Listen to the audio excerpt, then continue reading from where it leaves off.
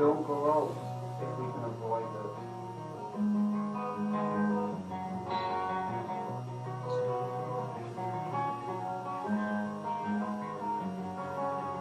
Sometimes people come with perfect or they look around the place and at us. We look back at them.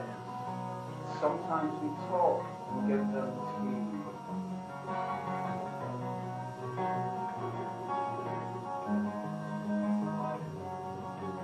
Sometimes we don't talk to each other for days.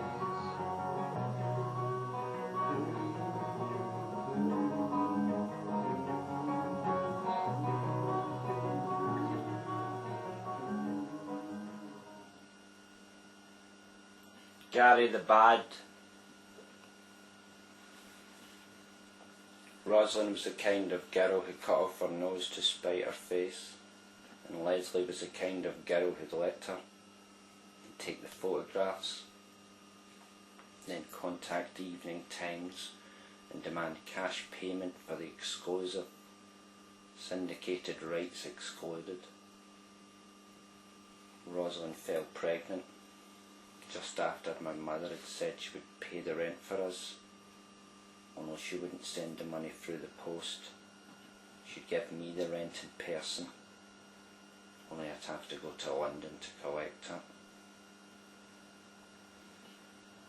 So there I was hiking through the night to Mother's, only she said I would have to stay a week. She wasn't giving me money without a good visit, and she would not give me the money for another week. So there was Rosalind with no food or bags, and me in London going to the Queen Kiki Dee concerts in Hyde Park. I also visited various museums, and I'm sure I heard the Sex Pistols on the Thames. Meantime, Rosie starved in Glasgow, but of course Rosie had her mother to feed her and give her cigarettes at the end of my mother's week. She even got me a train ticket to Glasgow and even gave me tins of food, seeing as how we were starving in Glasgow. Rosalind promptly gave the salmon to the kittens, who continued to piss and shit everywhere. At this point Rosie decided she would leave me for Peter the Poof, more or less was when she got pregnant. The baby could have been Peter's. That was in '77. Rosie decided to move out and stay with her mother. I would go visit her at her mother's. The road seemed to melt beneath my feet, and the pavement was spongy. This I put down to stress.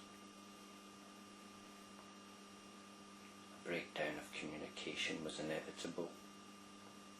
Gary was a loony, as Rosie told her mother and her mother's boyfriend, who would stand in front of me with his arms folded, whilst Rosalind's mother screamed at me, and he refused to let me out of the house without assaulting him. It would be easy enough to apply a knee to his groin and then break his nose when he doubled up. Problem with that was Rosalind's brother Karate John was behind me.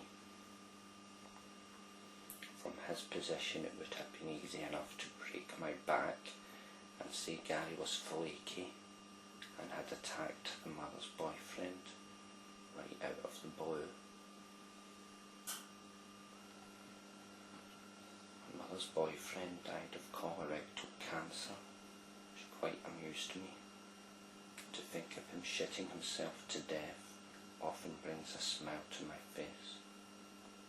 It couldn't have happened to a better guy. They wanted money, which I didn't have. The baby could have been Peter's anyway. At the end of '77, I bought my new flat on Rupert Street, or rather Mother bought it for me. I did not not see Rosalind for a year, until I met Rosalind's sister at the university pub. I had a large flat, and it was a simple matter for Rosalind and the baby to move in with me in '79. I was still quite fond of her. Rosalind wanted me to put the flat in her name, either as co-owner or as the total owner. Nothing subtle or discreet about Rosalind's greed and shameless plotting. If I made her owner of the flat, it would be sold, or her whole family would move in.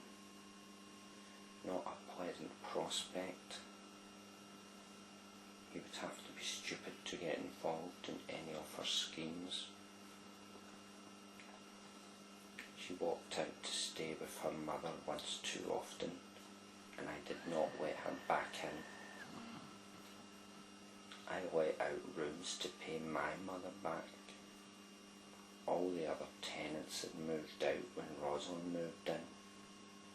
Someone said she was mad and screamed too much.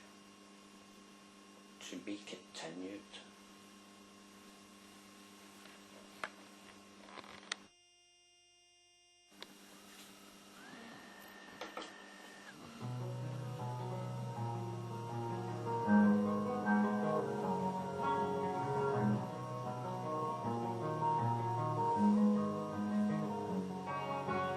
You are not painstakingly contrived paradise hell. We evolve the wrong and with each other.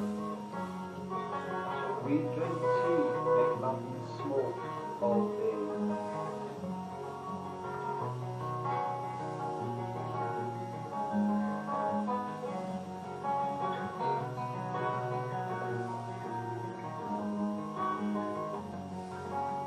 Nesses crawl deep them bones through our rooms.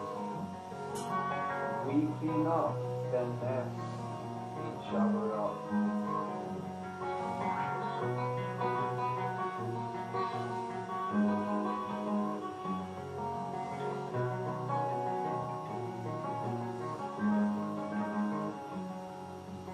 There's a sock on the doorbell, so it cannot ring.